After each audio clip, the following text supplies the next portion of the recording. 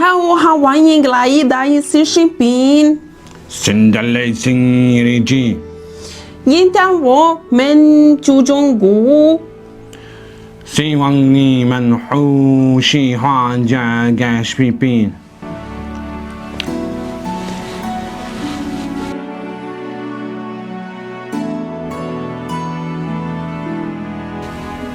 Kina je ogromna zemlja sa bogatom historijom i raznolikim kulturama. Iako većina stanovništva u Kini nisu muslimani, zemlja ima značajnu muslimansku zajednicu koja broji oko 23 miliona ljudi.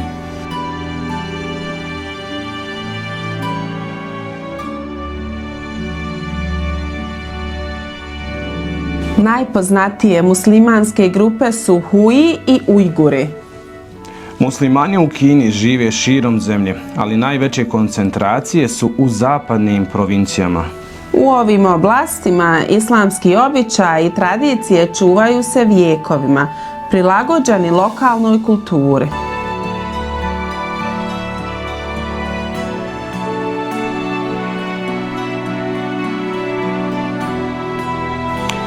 Za sehur koji se jede prije izlaska sunca, običaje u Kini slični su onima u drugim muslimanskim zemljama.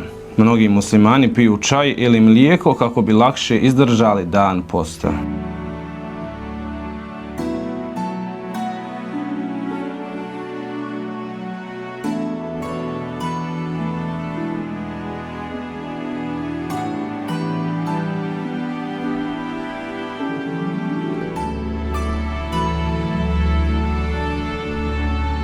Trpeze su bogate, često uključuju pečenu jagnjetinu, piletinu, razne vrste riže, nudle i lokalne specijalitete.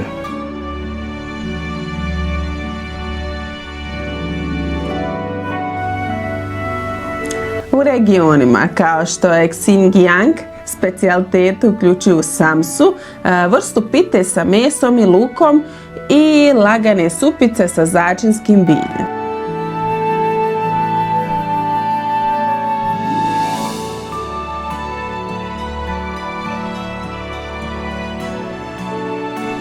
Tokom Ramazana mnogi restorani u muslimanskim oblastima otvaraju posebne iftar menije, ulicama se šire mirisi hrane.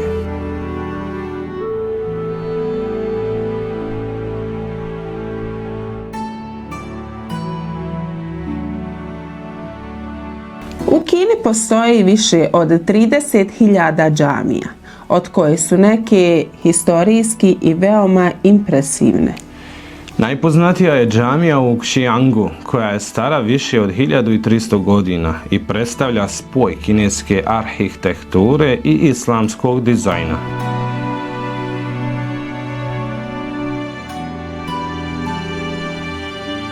Tokom posljednjih godina u Kini je zabilježen veći broj slučajeva u kojima su džamije bile djelimično ili potpuno srušene, renovirane ili značajno izmijenjene u sklopu državnih urbanističkih politika i programa sinizacije religije. Najraširenija promjena odnosi se na uklanjanje arhitektonskih elemenata koji se smatraju stranim, posebno arapskih kupola i visokih minareta. Umjesto njih, mnoge džamije dobile su krovove u tradicionalnom kineskom stilu nalik pagodama, kako bi se uklopile u lokalni urbanistički identitet. U mnogim slučajevima unutrašnji prostori za molitvu ostali su netaknuti, dok je spoljašnji izgled potpuno promijenjen. U nekim oblastima došlo je i do djelimičnog ili potpunog rušenja određenih vjerskih objekata.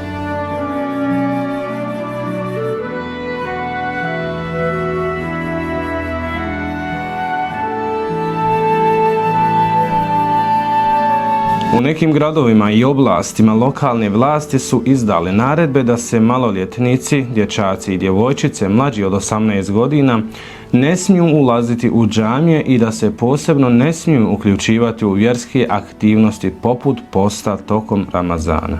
Najviše objava o zabrani ulaska u džamije i zabrani posta među mladima pojavi se tijekom islamskog mjeseca Ramazana. U nekim dijelovima Kine, posebno u autonomnoj regiji Xinjiang, mlađima se ne dozvoljava ni formalno učenje religijske literature, a u praksi su im svake vrste vjerskih aktivnosti strogo nadzirane ili ograničene.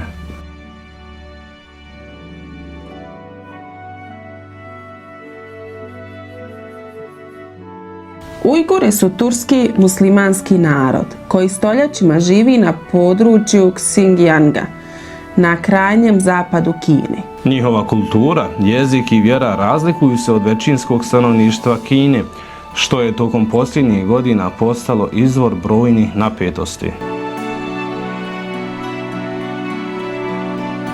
Prema brojnim međunarodnim istraživanjima i svjedočenjima ljudi koji su uspjeli da pobjegnu iz Xinjianga, kineske vlasti su od 2017. godine stvorile veliki sistem kampova u kojima se drže Ujguri i druge muslimanske manjine. Iako Kina te objekte naziva centrima za stručno osposobljavanje, mnogi tvrde da se radi o mjestima gdje se ljudi odvode protiv svoje volje, bez suđenja i bez jasnog objašnjenja.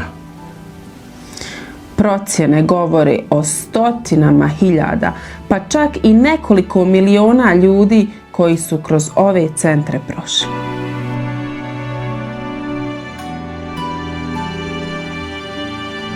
U tim logorima, prema iskazima bivših zatočenika, svakodnevnica je ispunjena strogim nadzorom, prisilnim učenjem državne ideologije i potpunim potiskivanjem vjerskih i kulturnih običaja. Ljudi su primorani da uče mandarinski jezik, pjevaju političke pjesme i javno odustaju od islamskih obilježja, poput molitve, brade ili mahrame. Postoje dokumentovana svjedočenja bivših zatvorenika o fizičko-psihičkoj torturi, seksualnom nasilju, izolaciji i prisilnim medicinskim procedurama poput prisilne sterilizacije.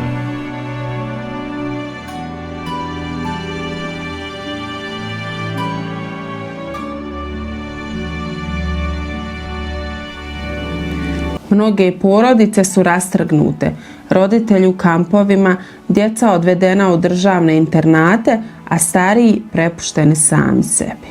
Često se ne zna ni gdje su najbliži odvedeni, ni kada će ili hoće li se uopšte vratiti. Kineske vlasti tvrde da su ove mjere usmjerene na borbu protiv ekstremizma i da kampovi služe za obrazovanje i zapošljavanje.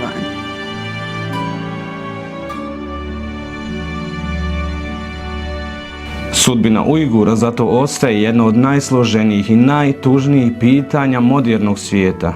Njihova priča podsjeća koliko je važno štititi ljudska prava, kulturnu različitost i slobodu vjere, posebno onda kada su te vrijednosti najviše ugrožene.